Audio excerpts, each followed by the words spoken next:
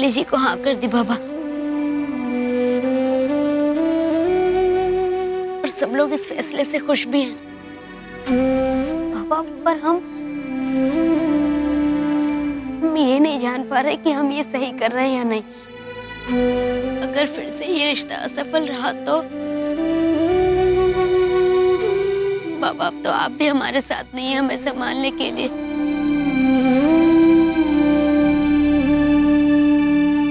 भारती,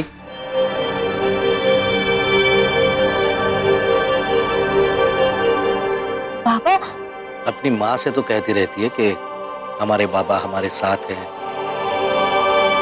और अब खुद ही दूर समझ रही है। हुँ? मैं तो हूं बेटे, लेकिन अब तेरा सहारा मैं नहीं, मुरली है। और वैसे भी सहारे की जरूरत तो दुख में होती है, और मैं ये देख सकता हूं कि अब तेरी जिंदगी में कोई दुख नहीं है, केवल सुख ही सुख है। इसलिए ये डर दिल से निकाल दे बेटे। देख, हर बात के दो पहलू होते हैं, है ना? समझ लेना कि तूने बायां पहलू देख लिया और अब दायां देखने जा रही है, जिसमें तेरे लिए कुछ अच्छा ही लिखा है। ये डर दिल से निकाल दे बेटे, और पूरे विश्वास के साथ पिछला सब कुछ भुलाकर अपनी गृहस्थी की नए सिरे से शुरुआत करना। पीछे मुड़कर भी मत देखना, आगे आगे ही बढ़ते जाना दोनों।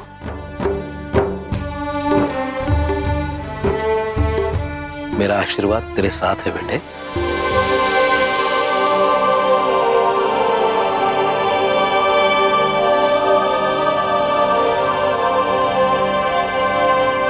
भारती,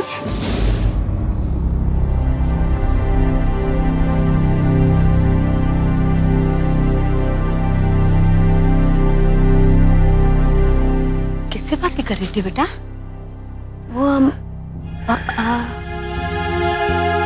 कुछ नहीं माँ, बस ऐसे ही। बेटा, समधन जी का फोन आया था। वो लोग जल्द से जल्द ब्याह करना चाहते हैं, और मुरली भी यही चाहता है। अब तो मुझे जोरों शोरों से तैयारी करनी पड़ेगी तुम्हारे ब्याह की। माँ, ज्यादा भागा दौड़ी भी मत करना। ये शादी हमें सादगी से करनी है। और हमारी तरफ से आप, भूषण चाचा और बहुत ही करीबी के लोग ही बुलाएंगे। ठीक है बेटा, जैसा तू चाहती है वैसा ही होगा। हम अपनी तरफ से बस अमित, सुधा और नीलम को बुलाएंगे, ठीक है ना? और तो कोई नहीं चाहिए।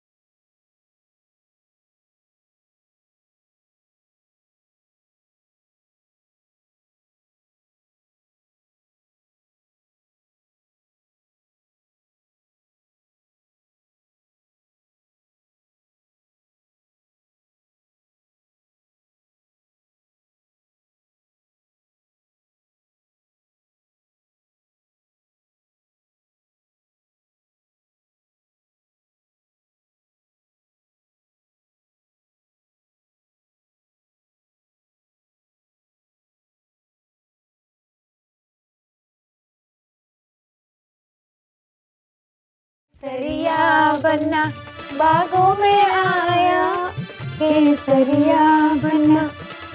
राम जी, आपकी माया तो हमारे पल्ले पड़ जाती है, लेकिन तुम्हारी भांजी की माया इस जन्म में तुम्हारे पल्ले पड़ने से रही।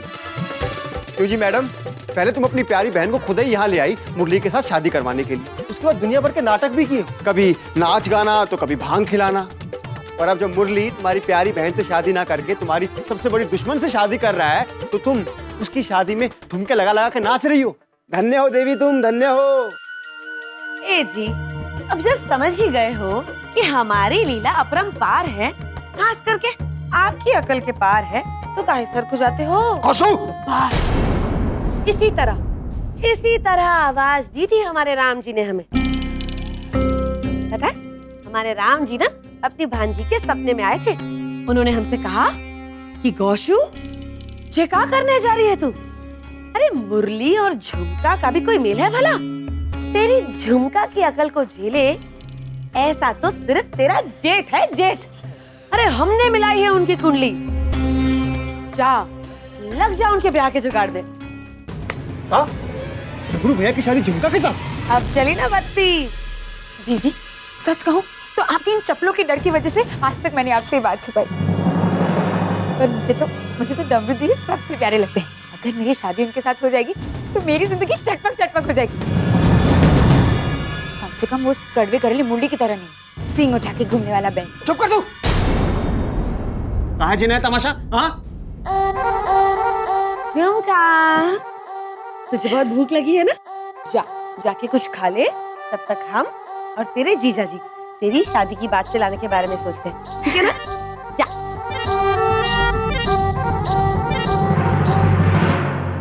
चलो, अब आप आराम से बैठ जाओ, हम सारा हिसाब किताब बता दें, आप लिखते जाइए, ठीक है ना? चल। तू सीधा सीधा बताती कि तेरा हिसाब किताब यही करूं?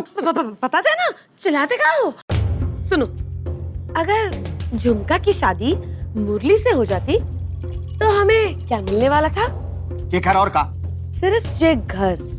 पर अगर ये ब्याह हो जाता तो मुरली भारती के साथ शादी करने के बारे में कभी सोचता भी नहीं। लेकिन अब इस घर के साथ साथ और भी बहुत कुछ लगने वाला है हमारे हाथ। हाँ, कैसे?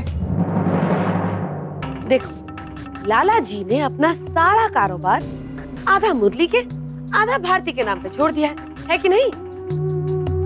अब मुरली चाहे ना चाहे, उसका माल कहीं नहीं जाएगा। और अब जब भारती ही मुरली की हो जाएगी तो ये सारा का सारा कुछ इस घर का नहीं हो जाएगा? और फिर इस घर का बड़ा बेटा डमरू अगर हमारे झुमका के पल्लू से बंध जाए तो का ये सारा सब कुछ हमारे पल्लू से नहीं बंधेगा? ये सीधी सी बात है, मुरली डमरू पे जान छिड़कता है। और अगर ऐसे में हमने हमारी झुमका का ब्याह डमरू से करवा दिया तो सब कुछ बढ़िया ही बढ़िया होगा। आई बात समझ में? अरे नहीं, देखो, हमारे हाथ में झुमका की डोर, झुमका के हाथ में डमरू की डोर, डमरू के हाथ में मुरली की डोर और मुरली के हाथ में सारे घर की डोर। अरे राम जी की भांजी है हम। बस यहाँ हल्के से हमने झुमका की डोर को हिलाया और वहां सारा का सारा परिवार नाचने लगेगा, ता थैया थई।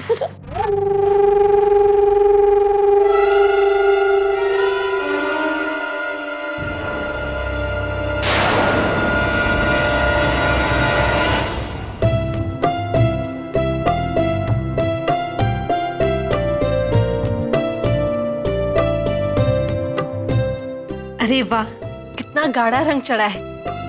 बहुत प्यार करने वाले मुरली जी तुझसे। वैसे भारती, तू खुद मुरली जी का नाम नहीं ढूंढ पाएगी। हाँ, अरे दिखा दिखा।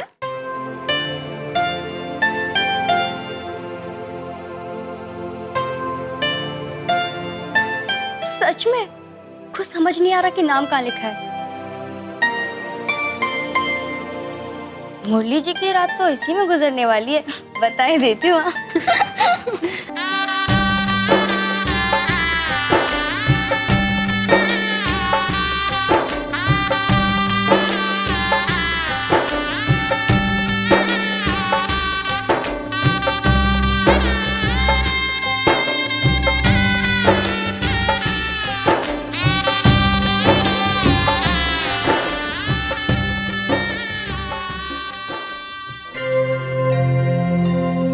क्या हुआ भारती? मुरली जी के ख्यालों में खो गई? किसी ने हमारा नाम लिया।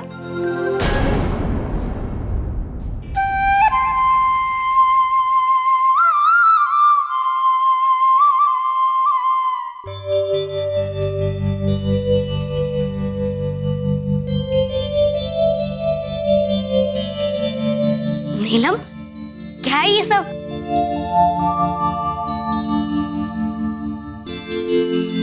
अपनी प्रेम भरी अखियों से देखिए भारती जी, आपको कोई और नहीं, आपको मुरली नजर आएगा। वो मुरली जो आपसे अपने दिल की बात कहने आया। भारती जी, क्या आप हमसे शादी करेंगी? नीलम, क्या नौटंकी है? चल उठ। ये नौटंकी नहीं है भारती जी, हाले दिल सुनाने आए हैं। और हम तब तक नहीं उठेंगे जब तक हमारे प्रेम को स्वीकार नहीं कर लेती। बस। अरे क्या बस? बेचारे मुरली जी इतने प्यार से अपने दिल की बात कह रहे, तू भी हाँ कर देना। थोड़ा प्यार दिखा, इतनी नखरी क्यों कर रही है? अब देख, वैसे भी इतना प्यारा दूल्हा आजकल कहाँ मिलता है। अच्छा बाबा, ठीक है, मान ली आपकी मुरली जी की बात। मुरली जी, हम आपसे शादी के लिए तैयार हैं। बंदे पर एहसान आपका, तो फिर अभी हीरे की अंगूठी बना के सब कुछ फाइनल कर लेते हैं। हाँ?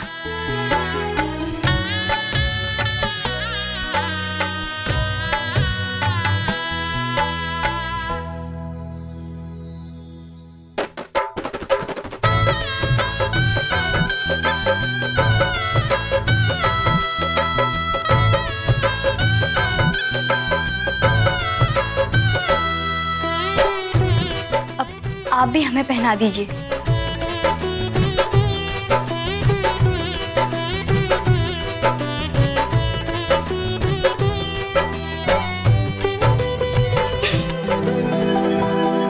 अरे, अंगूठी खा गए हमारी। बस इतना सा ही प्यार। अब भारती जी, ये प्यार तो ठीक है, और इसका भूख से क्या लेना देना? लगी तो खटक ली। वैसे भी भारती, ये अंगूठी से क्या होता है? मैं हूं ना पूरा का पूरा आपका, हमेशा के लिए।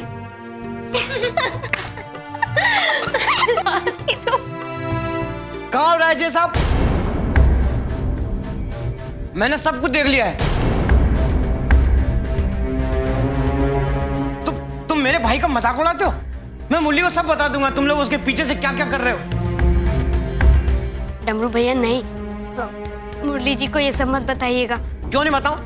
मैं सब कुछ बता दूंगा, पक्का बता दूंगा, देख लेना। नहीं डमरू भैया प्लीज, आप हमारे सबसे अच्छे वाले दोस्त हो ना, तो सोचो ना, फिर हम मुरली जी के सामने कैसे जाएंगे? हमें शर्म आएगी ना, और आपको अच्छा लगेगा क्या? आपकी सबसे अच्छी दोस्त को बुरा बुरा लगता रहेगा तो? अरे यार, ये तो मैंने सोचा ही नहीं। मैं तो सोचता हूँ तुमको जिंदगी में ना सब कुछ अच्छा अच्छा लगना चाहिए। और वैसे भी हम दोनों दोस्त है ना, पक्के दोस्त। एक दोस्त दूसरे दोस्त की चुगली थोड़ी ना करता है। अच्छा चलो, नहीं बताऊंगा, बस तुम भी क्या याद रखोगी। अरे यार, सॉरी आंटी जी,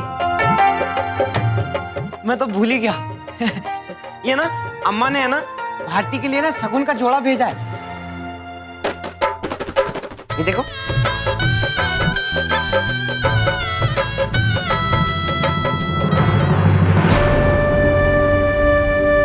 अच्छा है ना? अरे वाह, कितना प्यारा है ये सब। मानना पड़ेगा, मुरली जी की पसंद है ही कमाल की। हमारी भी तारीफ कर लो कभी तुम। इतनी दूर से लेकर के आया हूं मैं, और पता है ये सारे कपड़े है ना, ये मैंने पसंद किए हैं, जुड़े वाले मुरली।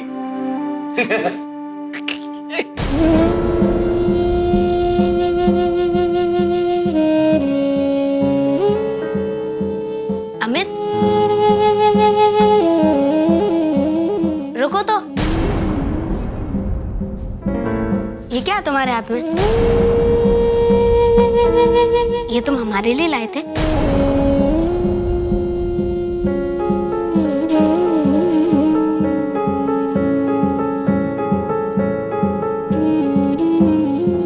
हमारे लिए लाए थे तो फिर दिया क्यों नहीं? आप इतने बड़े घर की हैं और आपके लिए काफी कीमती तोहफे आ रहे हैं, तो सोच रहा था कैसे दूं। अमित, तोहफे की कोई कीमत होती है क्या? और फिर ये इतना सुंदर तोहफा कोई छुपाने लायक है क्या? जी, ये एक सादी सी साड़ी है और आज मेरी फैक्ट्री से पहली तनख्वाह मिली है, उसी से लाया हूँ। समझ नहीं पा रहा था कि आपको पसंद आएगी या नहीं। बड़े घर की शादी है और मुझ जैसे छोटे इंसान का ये छोटा सा तोहफा, बस इसीलिए थोड़ा सा अजीब सा। नहीं अमित, सादगी में ही सुंदरता है इसकी, तुम्हारी तरह। और ये हमें बहुत पसंद भी है। हाँ, ससुराल जाके अपनी पहली पूजा में ऐसे ही पहनेंगे हम। अमित, इन खुशियों को हम तक पहुंचाने के लिए बहुत बड़ी मदद की है तुमने हमारी। अमित, कभी अपने आप को कम मत समझना। और तुम जानते हो, तुमने आज वो कर दिखाया जो आम इंसान नहीं कर पाते।